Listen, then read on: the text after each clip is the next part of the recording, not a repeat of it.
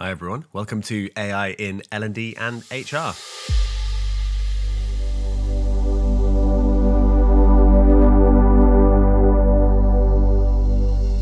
In fact, the first weekly edition of this podcast and video in which I am actually ill, so forgive the voice. This is a weekly podcast and video where I go through the latest news in AI, in L&D and HR to help you catch up, make you sound smarter in your meetings, and figure out what strategic moves and learning moves you need to make next. So let's get into it. Okay, first up is this news from Accenture and actually a couple of other companies who are going to be bringing in big layoffs. And the Accenture news is for staff who cannot be trained for the age of AI, whilst they're also simultaneously upskilling hundreds of thousands of employees in generative AI. This signals a big shift from kind of exploration and pilots to big decisions in entire workforces. And it's clear that the investment in training and the speed of transition are huge factors. And I mean, this is also quite cutthroat here from Accenture.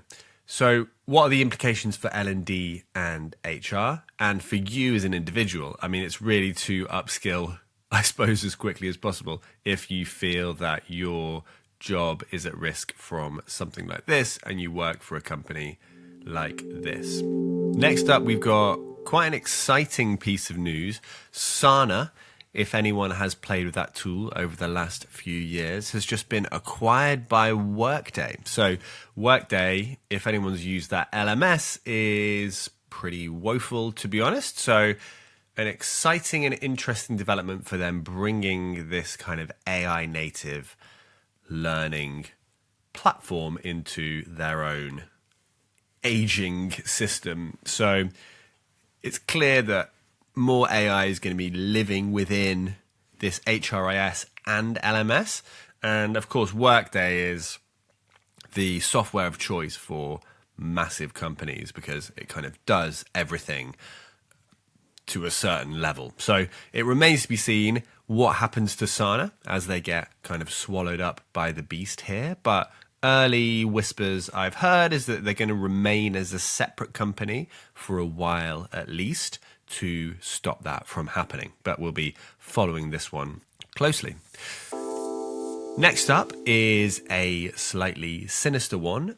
No surprises there from Meta, which is monitoring how much employees use AI and turning it into a game. So Meta is now tracking and gamifying employee use of AI with badges and targets. And this usage is actually going to their kind of performance expectations. There are dashboards internally that show how much people are using AI. I think obviously Meta developing AI themselves, they're going to be at the forefront of this anyway, but a lot of the themes of the news this week are about AI becoming part of the expectations of how you work as a modern employee. And next up, another little one from Accenture, but also Walmart, so slightly US-centric today.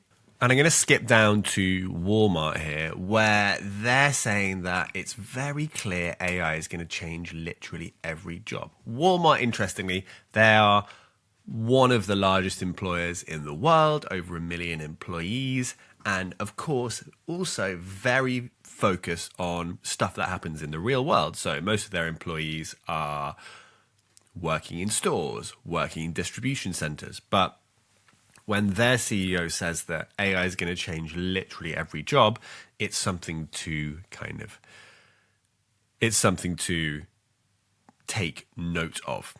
So these huge companies now making these very big public statements about the implications that this has for their organizations. Another big layoff planned by German company Lufthansa this time, where they're saying that they're planning to cut 4,000 jobs by 2030, citing artificial intelligence as one of the reasons there. I think we're only just starting to see the tip of the iceberg here in big layoffs. these big companies are always looking for excuses to cut headcount for their shareholders anyway, I think, cynically.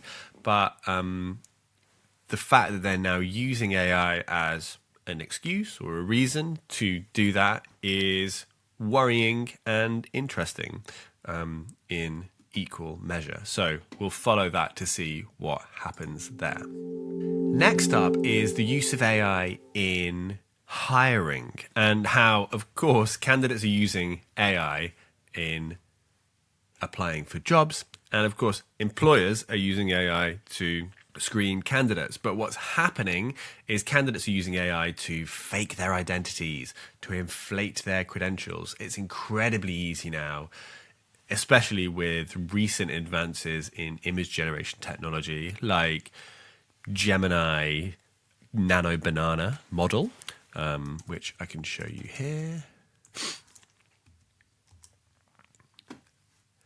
Gemini 2.5 image flash, which has been absolutely lauded for its ability to edit photos. So think about the possibilities for doctoring certificates, credentials, even identity documents. So to counteract this, a lot of companies are adding AI-based verification and checks. But what really needs to happen is that recruiters, people doing interviews, people scanning through CVs, need to be trained in kind of forensic verification and actually checking that these people are who they say they are and they can do what they say they can do.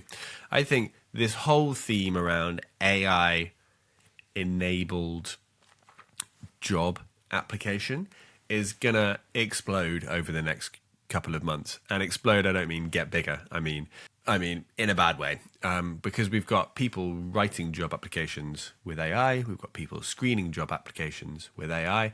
And the desire for something real and tangible is going to be more and more important. So I think we're going to see more and more live interviews coming into the picture.